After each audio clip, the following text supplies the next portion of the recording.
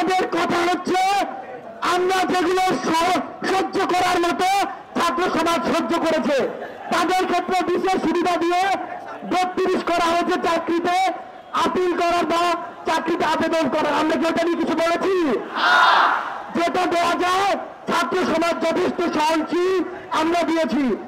আমরা আপনাদের মাধ্যমে বলতে চাই এখন নাকি এমন মুক্তিযোদ্ধা রয়েছে 71 সালে যার বয়স ছিল 5 বছর 6 বছর। সুযোগ সুবিধার জন্য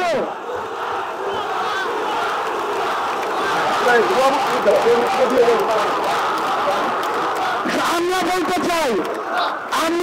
চাই মুক্তিযোদ্ধারা জাতির শ্রেষ্ঠ সন্তান, কিন্তু যারা শুধু সুযোগ সুবিধার জন্য এই মুক্তিযোদ্ধা কোটা নিয়েছে তারা আসলেই ভুয়া।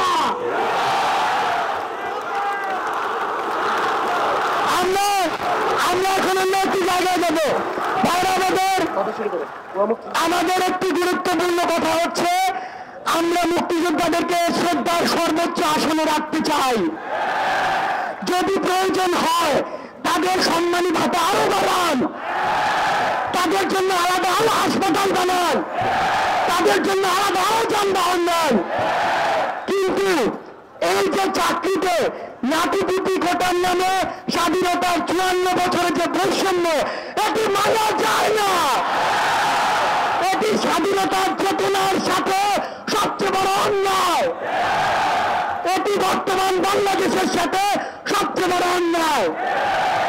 এ পর্যায়ে আমাদের একজন ভাই এসেছেন ঢাকা বিশ্ববিদ্যালয়ে, যিনি নিজে মুক্তিযোদ্ধা পরিবারের একজন সন্তান।